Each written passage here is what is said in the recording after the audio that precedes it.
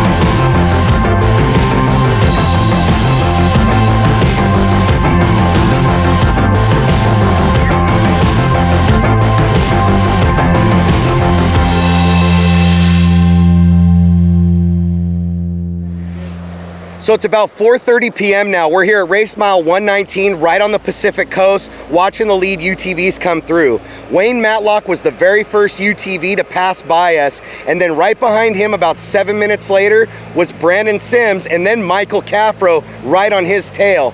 They make up the top 3 physical UTVs on course. 4th and 5th place physical is Kristen Matlock and then Rhys Millen. Both 1900 pro naturally aspirated cars. That means they had to pass at least 15 turbo vehicles to get to the position they're in right now. A handful of other UTVs came blitzing by, all within about 20 to 30 minutes of each other. And then our boy Johnny Angle came rolling in, saw where we were, and came pulling off the race course with 2 flat tires. We quickly jumped into action to help him and his co-driver pull the wheels off, change the tire, run one of them back over to my chase truck where we could bend the wheels straight and then put some air back in it to get him back on his way. He doesn't have another pit until race mile 170, so hopefully we helped him along so he can make it there. We're gonna hang tight here until the sun goes down, and then we're heading south on the race course to go catch everyone else on the other side.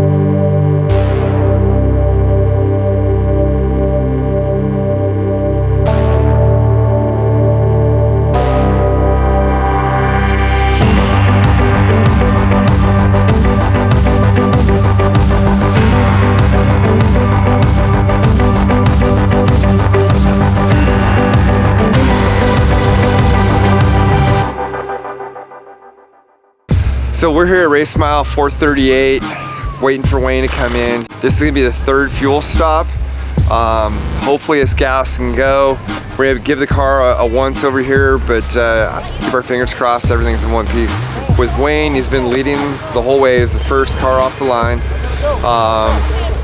Branden Sims been running right with them, keeping them honest, but yeah, everything's going good. I think you try to keep the car in one piece, just keep a nice steady pace going, and can't complain. I mean, I haven't heard of any issues at all. Pretty much just gas and go so far. Kristen, you know, she's driving a normally aspirated car, so she started behind all the turbo cars, and by, I don't know, San Quintin, she came through, and I think she was 4th overall, so she's killing it. I think she lost a little ground last I saw, but she's still with that lead pack. There's about 5 cars that have really kind of separated themselves from everybody else, so she's right in the mix. You know, there's a long way to go still, so yeah, we'll see how she does, but it was pretty badass for a girl to come out here, be Iron Woman in it, and be, you know, right in that lead pack.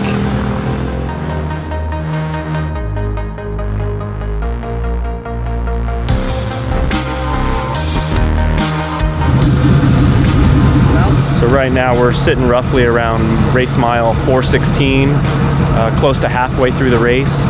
And this is where our scheduled driver change is going to go down. Carver's going to get out, and I'm going to get in and finish the race.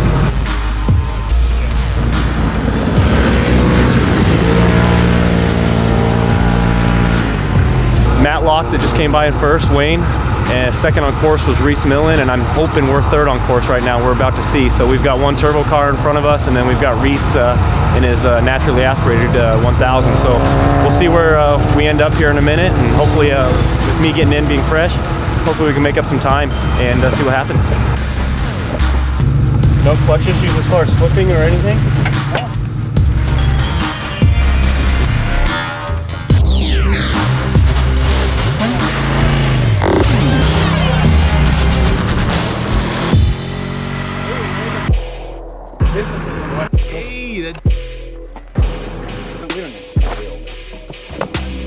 Yeah, Branden and I started the race. We went to race mile 184.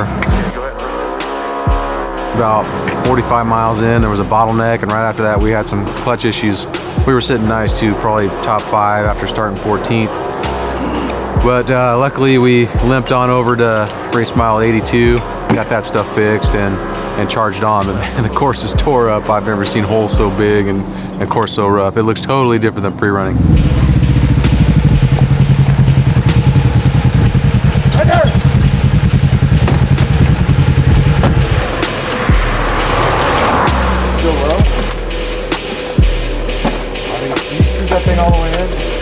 It might go further, but I put it in. Is it worth it? Okay, whoa, whoa, whoa! All the way out. All the way out. Right here, Scott. Another 3/4. Press it.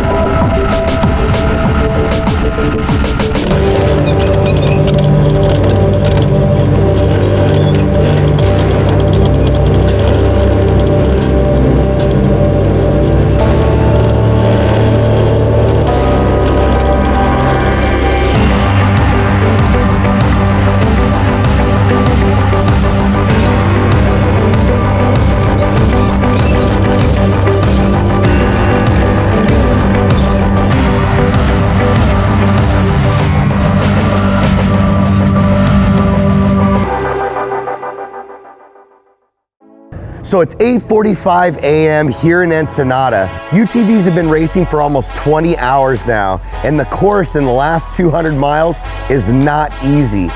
For now, it's still Wayne Matlock out front physically, with the usual suspects dicing it up behind him. Rhys Millen has come all the way from the back of the pack at the start line and has worked himself up to be within a couple of miles of Wayne as of right now, which should put him on top for corrected time. Kristen Matlock and Branden Sims are right there as well, and it's gonna be a dogfight all the way to the finish.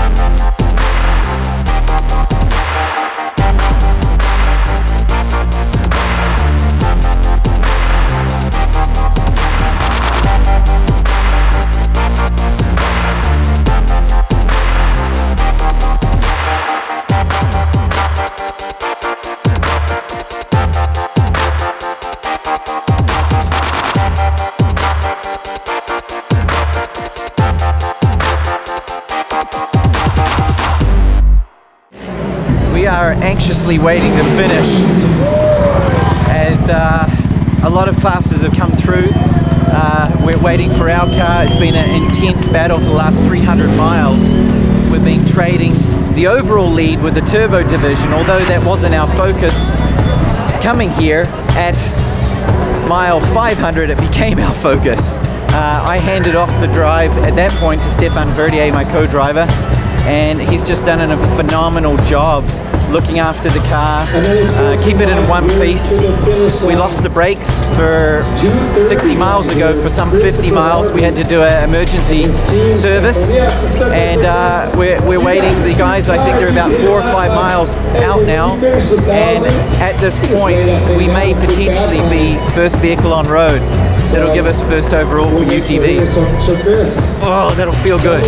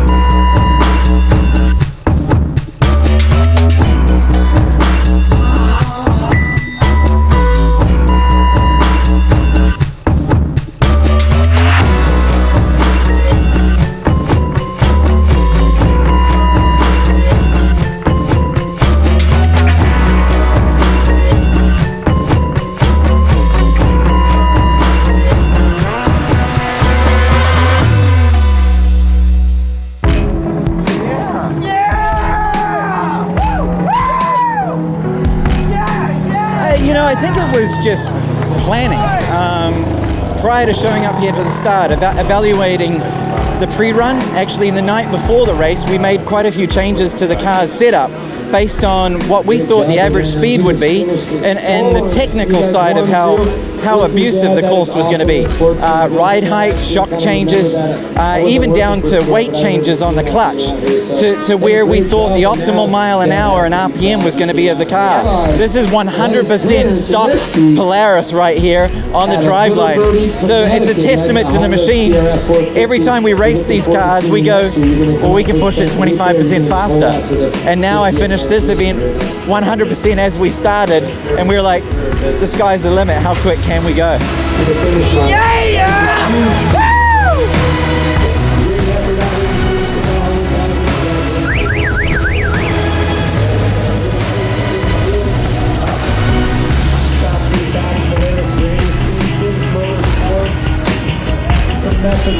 You know, it feels great. You know, we've had a great year. We've got one more race left in Best of the Desert. I'm sitting first in points there, so if I can go kill it at Pahrump, that would be the greatest way to end the season, a championship and a win at the Baja 1000. So yeah, I mean, we just had a great run today and last night. I mean, no problems with my Polaris RZR. It just never skipped a beat, just killed it all night and all day. Started getting a little crazy. You start catching some riders. Yeah, we got to see you next year. So.